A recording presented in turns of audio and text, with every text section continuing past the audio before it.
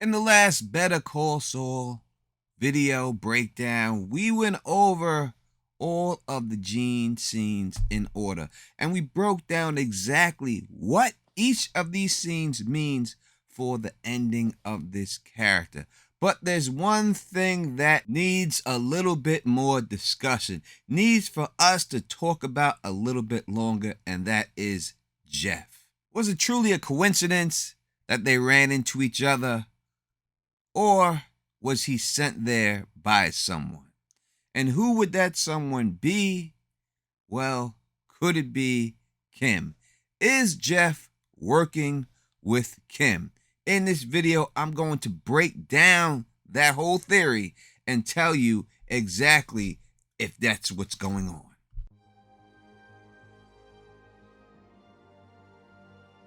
What up to my thugs, nerds, freaks, and geeks? You're now rocking with the best of Don, Tony, Teflon. If you can, please subscribe and click that bell so you can be notified every time I drop a new Better Call Saul video. We also do weekly call-in live streams, so make sure that bell notification is clicked so you can call in and give all your thoughts and predictions on the next part of the season. As always, 500 is the like goal. If this video hits 500 likes, I will give a $25 Amazon gift card to a subscriber who leaves a comment on this video. The last one did that, so the person who wins the Amazon gift card is Scotty. Thank you for subscribing. Hit me up on Teflon TV on Facebook so I can send you that right away.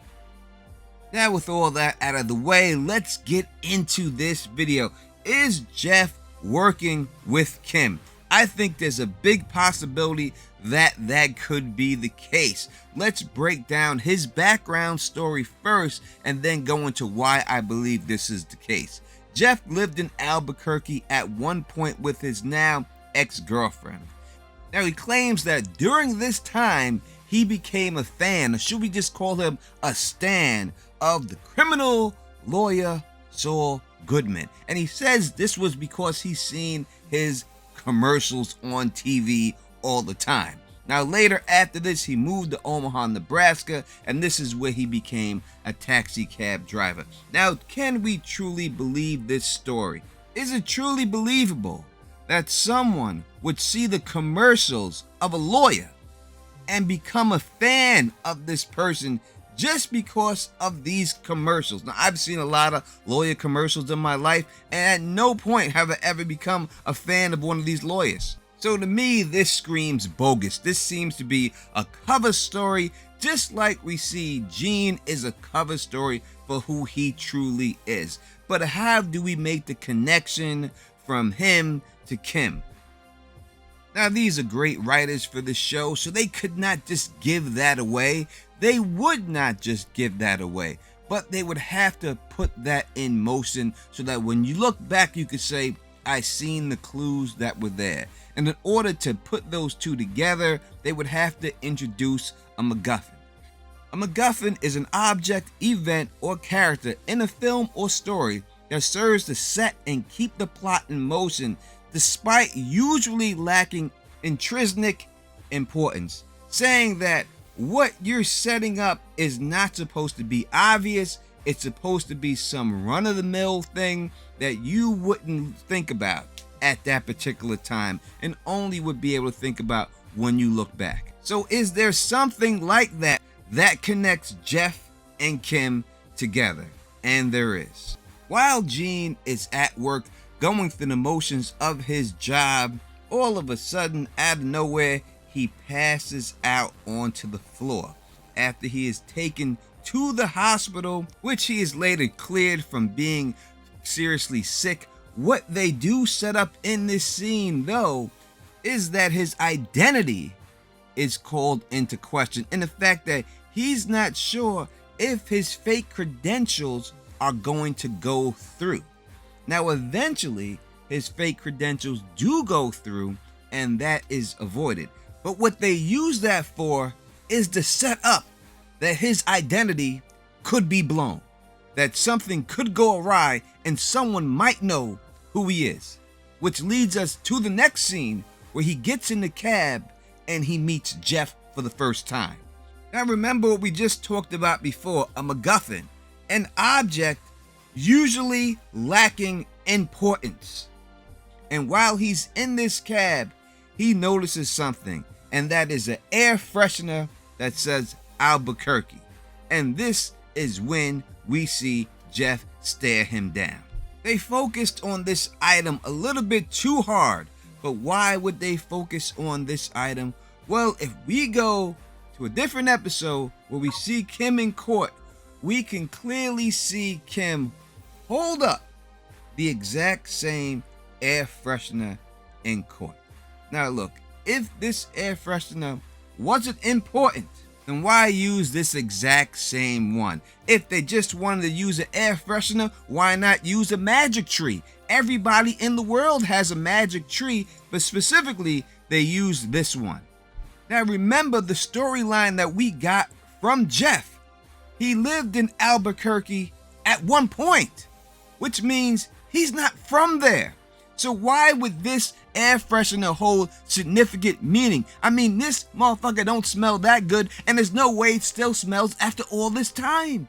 So if this is not his hometown, and his ex-girlfriend is from there, why would he want to hold on to this memento that reminds him of this ex? I don't want to have anything that reminds me of any ex that I've ever been with. Again, I want you to remember that this scene was set up that his cover could be blown. That's where they got you, and then all of a sudden his cover does get blown. In the episode where they show Kim with this air freshener, it's the same exact episode where we see Saul go to the veterinarian, and this is when Kim goes through this vet's black book and finds the card for the vacuum cleaner person, which we know is the person that gives you a new identity. Now, is it a coincidence that the same episode that they showed Kim with the air freshener is the same episode that she finds a card dealing with secret identities?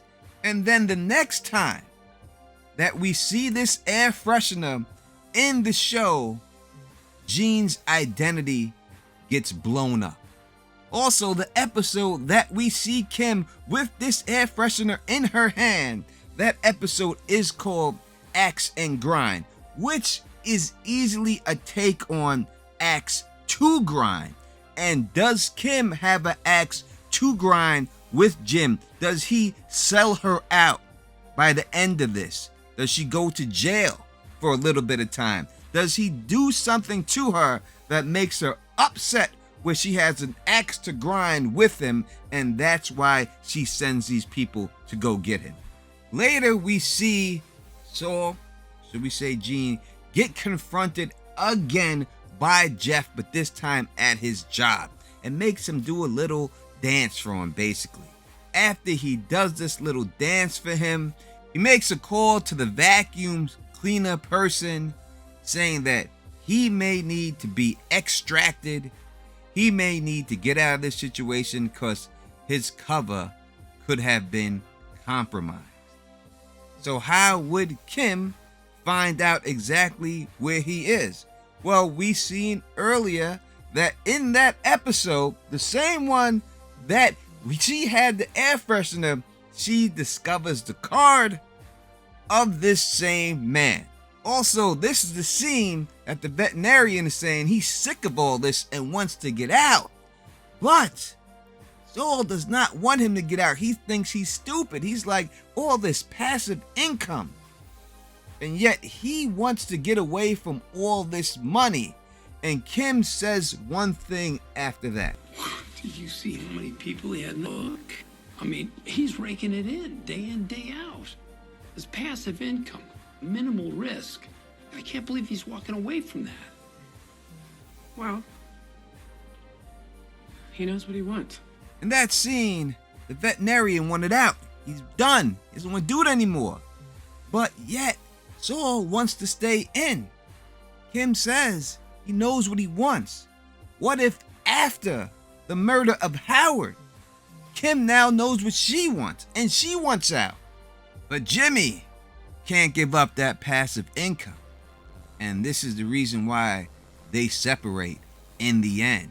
And Jimmy does something to F her over in the end because he can't trust that she would keep her mouth shut. And we must remember that the next scene, right after Kim finds out about the identity card, the vacuum cleaner man, and everything else, is her in the courtroom with the air freshener. Is this the MacGuffin? In the end, that's up for you to decide.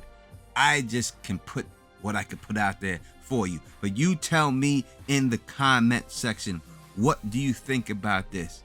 Is Jeff working with or for Kim? Let me know what you think. And please put your theories and predictions in the comment section. And if you like the way I do this, please thumbs up this, spread this across the realm, and as always, subscribe. And until next time, know who it is. Peace and stay sexy.